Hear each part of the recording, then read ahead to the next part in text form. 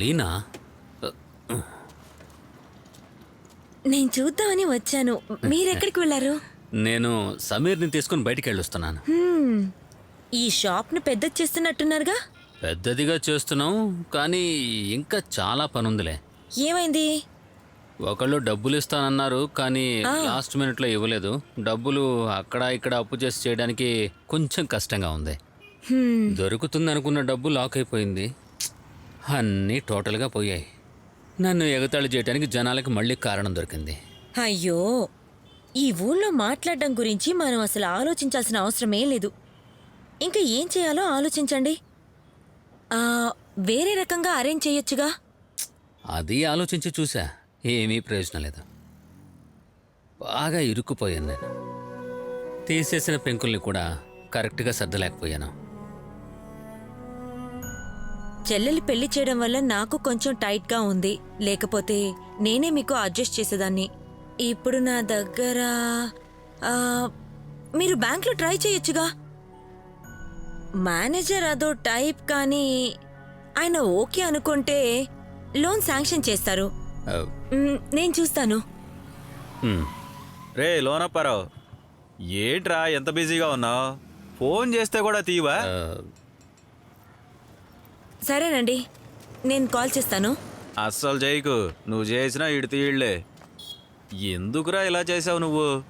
డబ్బులు ఫ్రైడే ఇస్తావనే నమ్మకంతో నువ్వు అడిగినవన్నీ నేను గబగబా చేసేసాను. ప్లానింగ్లో చిన్న ప్రాబ్లం వచ్చింది సుందరం, అంతే. ఈ ప్లానింగ్ విరగడం వల్ల ఆ డ్యాములన్నీ పగలడం. నేను సాధారణ పనివాడిని. నువ్వు నాతో 5 అంతస్తులు 10 అంతస్తులు అని చెప్పావు, కానీ ఒక్క అంతస్తు వేసేలోపే నేను టోటల్గా జీరో అయిపోయాను. ఆ జాన్సన్ ఇంటికి అడ్వాన్స్ ఇచ్చిన డబ్బులు తీసి నేను నీకు పని చేశాను. రే సుందరం, బ్యాంకులో లోన్ అప్లై చేశాను, వస్తుంది, ఇచ్చేస్తాను. అవన్నీ ఎప్పుడు నా చేతికి వస్తాయి? టెన్షన్ అయ్యి నాకు బట్టతల కూడా వచ్చేసింది చూడు. నిలబడే స్టైల్కేం తక్కువ లేదు. ఏయ్, నేను తిట్టక ముందే ఇచ్చేసే డబ్బులని.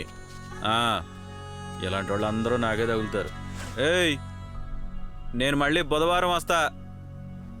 బుధవారం నాడు గనక ఇంకేదైనా సాగు చెప్పావనుకో, నా అసలు రూపం చూస్తావు నువ్వు.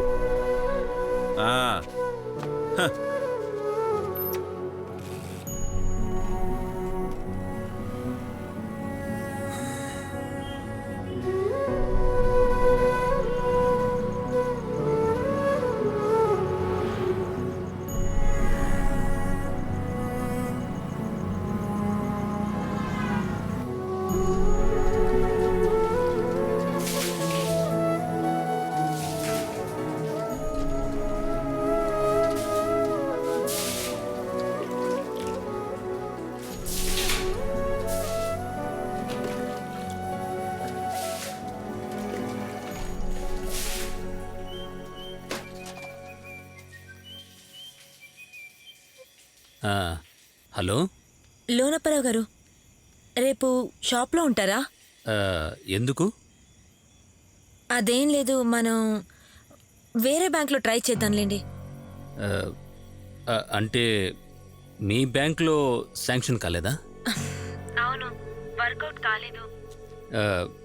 నేను రేపు ఇంటికి వచ్చేస్తానులేండి. అక్క, ఒకసారి ఏంటక్కడ అరుపులు వినపడుతున్నాయి?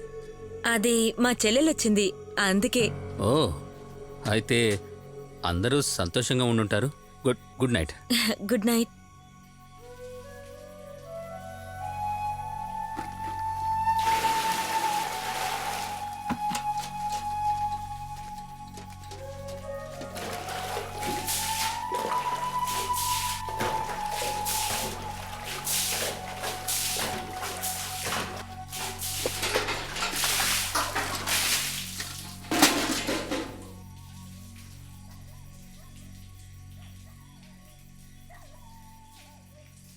See, one thing. It's for 150 people. 150 వరకు ఉంటారు, కానీ ఇదొక గ్లోబల్ సబ్జెక్ట్ అవడం వల్ల things going to be very tough. Well, Javed, I got an idea. ఏంటది? I was thinking of మన ఇండియన్ ట్రెడిషన్లో చెబితే ఇట్స్ స్టోరీ టెలింగ్. అది మన ప్రోగ్రాంలో ఎలా ఇన్కార్పొరేట్ చేయాలి? See, well, it's just a thought. మనం కథ చెప్పటం ఒక క్రియేటివ్ థింగ్. చిన్న చిన్న పిల్లల నుంచి పెద్దవాళ్ల వరకు అందరూ కథ ఇష్టంగా వినాలి. యునో, ఏ కథైనా సరే ట్రెడిషనల్ స్టోరీస్. కథ చెప్పగలిగేవాడిని కనిపెట్టి బాగా చెప్పించాలి. It could be a different thing, story telling.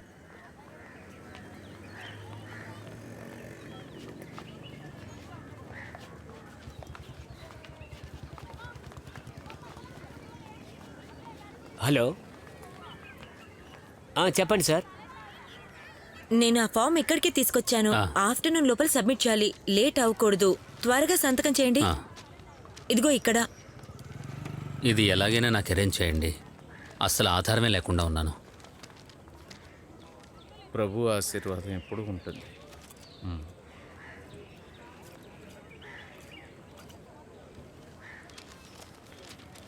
ఆ, ఇంతేగా. లోనప్పారావు, ఏంటి సంగతులు? ఎవరి అమ్మాయి? తను లీనా. నమస్కారం ఫాదర్. ఆ? లోనబ్రౌనా సూపర్ మ్యాటర్. కృష్ణ గారు ఫోన్ చేశారు. అక్కడ గ్లోబల్ ఫేర్ జరుగుతుందట. అందులో మిమ్మల్ని కథ చెప్పడానికి పిలుస్తున్నారు. ఫాదర్, ఇది ఆయనకి దొరికిన మంచి ఛాన్స్. వాళ్లే కాల్ చేసి చెప్పారు, దీన్ని వదులుకోకూడదు. వదిలేరా. నేను షాప్ని ఫుల్గా ఎలా పూర్తి చేయాలో తెలియక ఆలోచిస్తున్నాను. ఇటువంటి పరిస్థితుల్లో ఇది వర్కౌట్ అవుతుందని నాకు అనిపించదు. ఎందుకు వర్కౌట్ అవ్వదు? అదే కదా లోనబ్రౌనా, నేను చెప్పేది విను. కథ చెప్పడానికి ఊర్లో చాలా మంది తిరుగుతున్నారు. వాళ్ళు హోటల్స్ లోను అక్కడ ఇక్కడ చెప్పి బాగా సంపాదించుకుంటున్నారు. మన యేసు ప్రభు కథలు చెప్పేగా అందరినీ ఆయన మార్గంలోకి తీసుకొచ్చారు. లోనబ్రౌనా, మీరు కొంచెం ట్రై చేసి చూడండి. రే, నేనింత వయసు వచ్చాక వెళ్ళి ఏంట్రా వయసు? ఏ వయసులో అయినా ఎవరికైనా ఏమైనా జరగచ్చు. 40 ఏళ్ల వయసులో సాధించిన వాళ్ళు చాలా మంది ఉన్నారా. రేయ్, వెళ్ళరా, ధైర్యంగా వెళ్ళి చెప్పరా.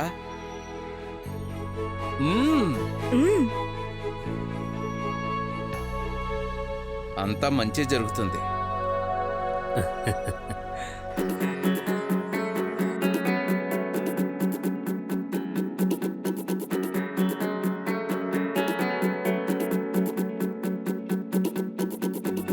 మనసుల కిటికీలని తెరిచేసిందెవరో, పదనిస స్వరములని పలికేసిందెవరో. ఇవి తుదిలేనివి తరిమేటివి కొనసాగవ కథలు, అందరి స్నేహం తెలిపేటి చిన్ననాటి సంగతులేవో. కలబోసిన కవితై మనసంతా కొత్త వరదై, మంచి చెడులలోన కలిసుండే వేలే మమతలే.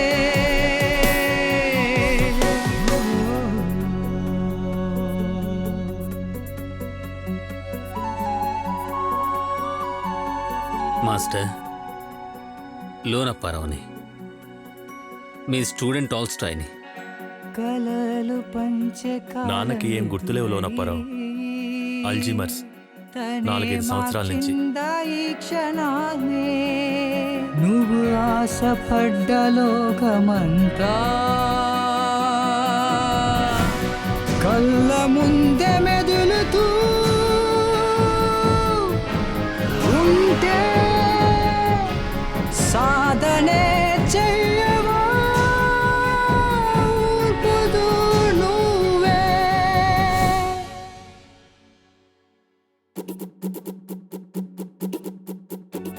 మనసుల కిటికీలని తెరిచేసిందెవరో, పదనిస స్వరములని పలికేసిందెవరో.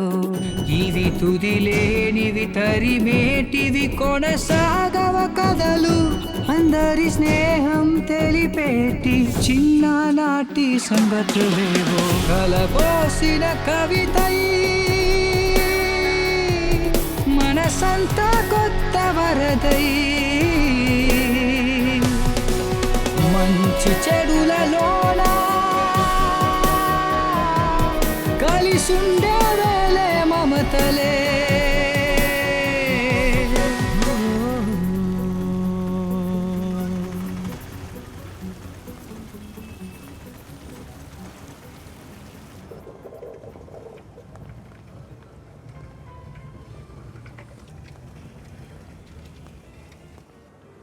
So the creative space has been assembled in a booming stage-wise.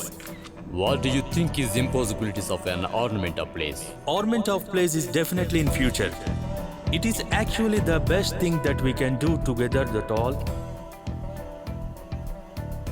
Sir నా పేరు లోనపారావు. లోనప్పారావు. ఈ ప్రోగ్రాంలో ఒక్క నిమిషం సార్కి ఇన్ఫార్మ్ చేస్తాను. మన ప్రోగ్రామ్కి సార్ ఇతను లోనప్పారావు, స్టోరీ టెల్లింగ్ గాయ్.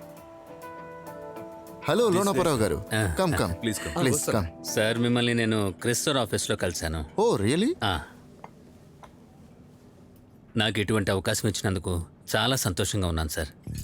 నిజం చెప్పాలంటే అది ఉత్త కథ చెప్పడమే ప్రోగ్రామ్గా మీరు ఆర్గనైజ్ చేస్తున్నారు అంటే అది చాలా గొప్ప పని సార్. దీనికి నేను చాలా రుణపడి ఉంటాను. నేను దానికోసం బాగా ప్రిపేర్ అయ్యి వచ్చాను సార్. అందుకు ఇక్కడున్న మనుషుల్ని చూస్తూ కథ చెప్పడానికి కావాల్సినంత ధైర్యం తెచ్చుకున్నాను. మా నాన్న బాగా కథలు చెప్పేవారు సార్. ప్రతిరోజు రాత్రి మా నాన్న నాకు చాలా కథలు చెప్పారు సార్.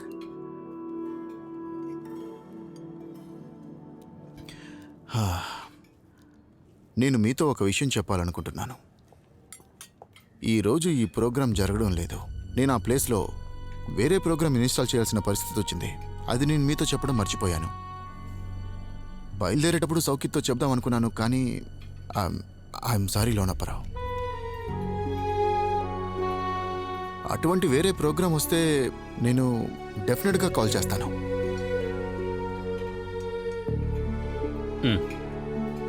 భోంచేయండి ప్లీజ్.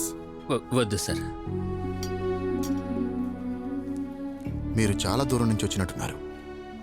ఇది ఉంచండి. పర్వాలేదు. వద్దు సార్, నా దగ్గర డబ్బులున్నాయి.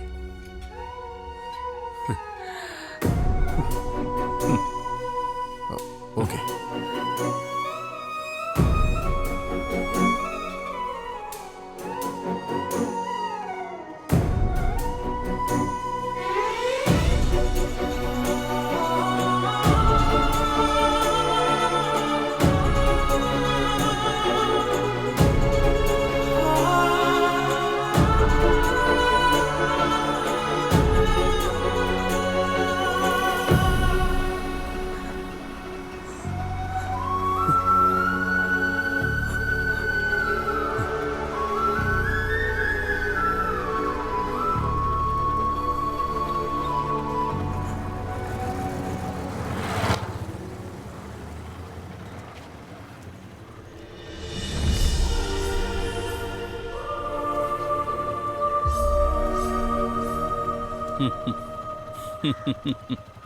లోనపర సూపర్గా జరిగిందా? మోసం జరిగింది ఫాదర్. ఏం చెప్తున్నావు? అలా ఇవాళే జరగలేదు ఫాదర్. అది జరగకపోవడం పెద్ద విషయం కాదు ఫాదర్. మా నాన్న కూడా ఇలాగే అవస్థపడ్డారు. రాజు అవుదాం అనుకున్న ఆయన సైనికుడిగా మిగిలి చనిపోయారు. ఊహ తెలిసిన రోజు నుంచే ఇవన్నీ అలవాటైపోయాయి ఫాదర్. 10-15 సంవత్సరాల క్రితమే నేను ఇవన్నీ చూసేశాను ఫాదర్. మళ్ళీ ప్రారంభించినప్పుడు గెలవాలి అనే ఆలోచన వచ్చింది. అది కూడా ఇప్పుడు పోయింది ఫాదర్. రా కూర్చో. వద్దు. కూర్చోరా. ఎక్కడికి? నేను పెద్దాపురం అమ్మగారి తద్దినానికి వెళ్ళా. ఇవాళ చర్చిలో యానివర్సరీ సెలబ్రేషన్స్ కదా, అక్కడి దాకా వెళ్ళి వద్దాంరా. నీ మనసుకు ప్రశాంతత వస్తుంది. అక్కడ చాలా రకాల డ్రామాలు జరుగుతున్నాయి. నువ్వు రారా. నేను ఇంటికి వెళ్తాను ఫాదర్. నువ్వు ఎక్కి కూర్చో లోనప్పరా. మీ అక్క చెల్లెళ్ళు చర్చిలోనే ఉన్నారు. ముందు వచ్చి కూర్చోరా.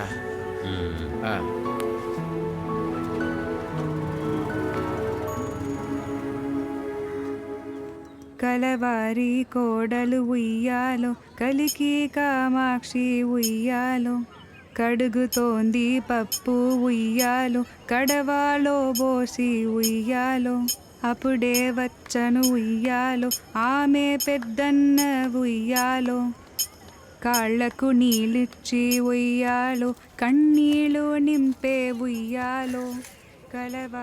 జర్జన్న, ఏంట్రా నేను మీకు అంత డబ్బులు ఇస్తే నన్ను రాజుని చేయకుండా సేనాధిపతిని చేశారు. ఏంట్రా నీ మాటలు? నువ్వే కదా యేసుప్రభుని పొడిచేది. అలాంటప్పుడు నువ్వే మెయిన్. అంటే నేను మెయినా? నువ్వేరా. అలా అయితే కొంచెం చీకటి పడ్డాక ప్రారంభిద్దాం. నైట్ ఎఫెక్ట్ ఉందిగా? ఉందిరా. స్మోక్ ఎఫెక్ట్ అన్నీ ఉన్నాయి. హలో, అందరూ జాగ్రత్తగా వినండి. ఇక్కడ మనం స్టేజ్ మీద చేసుకుంటున్నవి చాలా గొప్ప విషయాలు కాదు, చిన్న చిన్న విషయాలు మాత్రమే. మన అవును, లోనప్పరావు గారు ఎక్కడ? అన్న ఇక్కడే ఉండాలి. ఒక విషయం చెప్పాలి. అది అదిగో అక్కడున్నాడు. మనం కొంతమందిని చేసే వాటిని చూసే వాళ్ళను మనం చప్పట్లు కొట్టి వాళ్ళను ప్రోత్సహిస్తే గనుక రెక్కలు విచ్చుకున్న పక్షిలా ఆకాశంలోకి ఎగురుతారు. అలాగే గొప్ప గొప్ప వాళ్ళంతా పుడుతూ ఉంటారు. మన ప్రోగ్రాంలో నెక్స్ట్ వచ్చే పార్టిసిపెంట్ లోన్ అప్పారావుని పిలవబోతున్నారు. ఏంటి ప్రోగ్రాం లిస్టులోనే లేదు? స్టార్ట్ కావడానికి ఇంకా టైం పట్టుద్దా? ఇవాళ వాడు చేయాల్సిన ప్రోగ్రాం ఈ రోజు వాడు చేయలేకపోయాడు. వాడు చాలా ఆశపడ్డాడు. ఆ ప్రోగ్రాం జరగవలసింది అక్కడ కాదు, ఇక్కడ. లోనప్పారావు, ఇలా రా.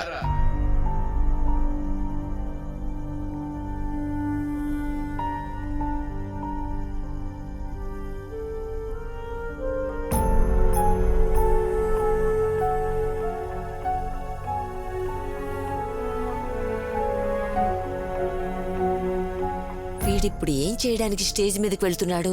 మనల్ని అవమానించడానికేమో. అదేగా.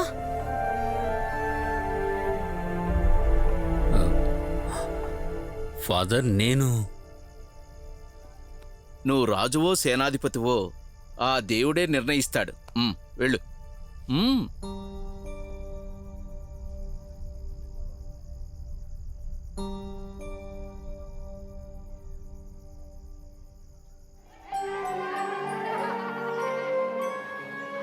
ఒక గ్రామంలో యాదగిరి అని ఒకడు ఉండేవాడు. కొబ్బరి చెట్లు ఎక్కడం యాదగిరికి చాలా బాగా వచ్చు.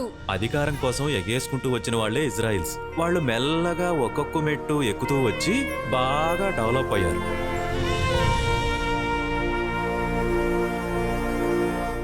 ఇంతమంది పెద్దలున్న ఈ సభలో మొదటిసారి నేను ఈ స్టేజ్ మీద ఉన్నాను. రెడీనా అన్న?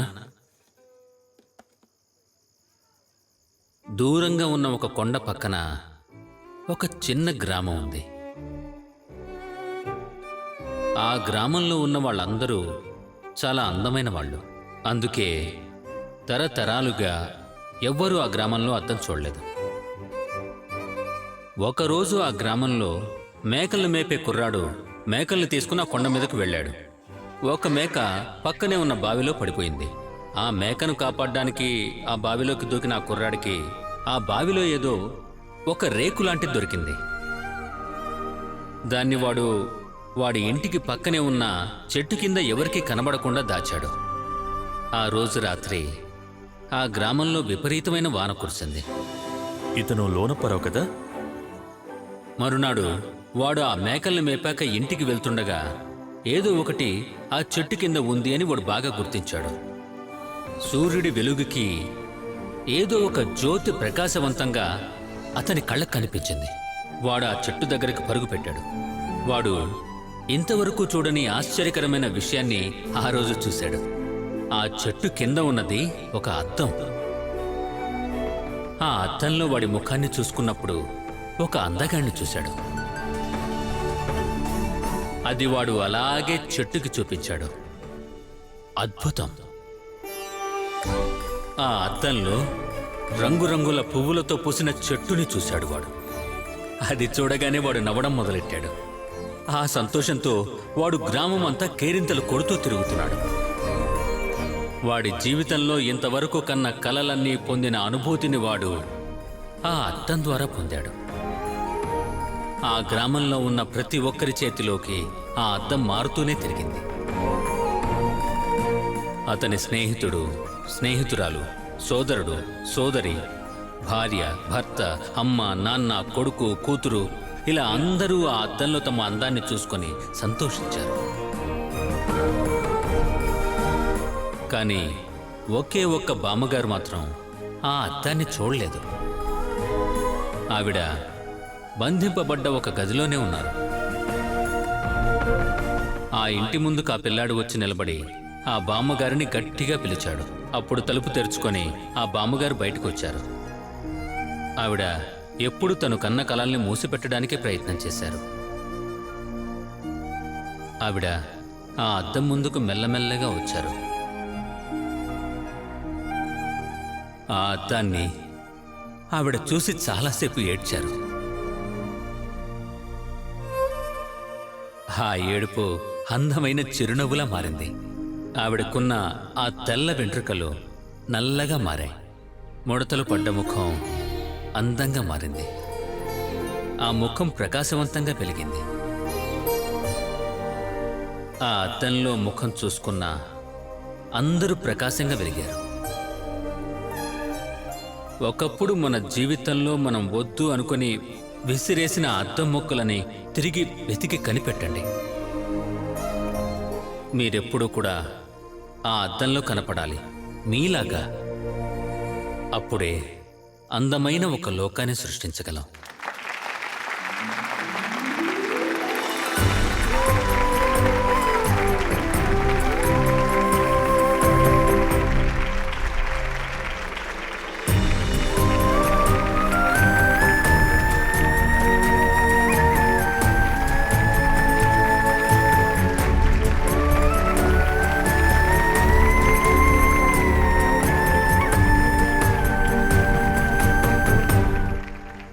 లోనప్పారావు అంటే అర్థమేంటో తెలుసా?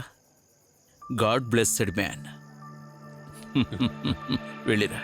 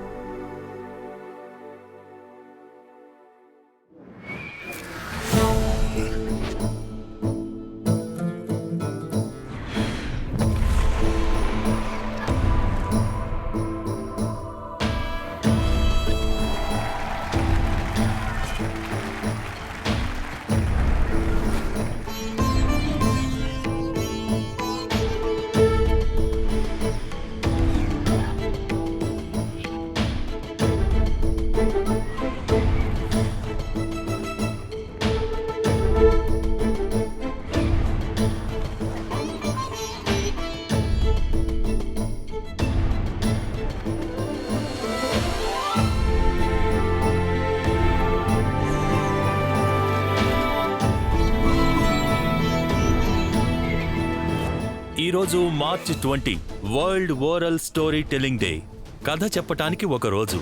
చాలా అద్భుతంగా విదేశాలలో జరిగేలా ఈరోజు ఈ స్టోరీ టెల్లింగ్ డే ఈ గ్రామంలో బాగా జరుగుతోంది. ఈరోజు ఇక్కడకు కథలు వినటానికి చెప్పటానికి ఇండియా నలుమూలల నుంచి విదేశాల నుంచి కూడా జనం వస్తున్నారు. కథలు చెప్పటానికి, కథలు వినటానికి.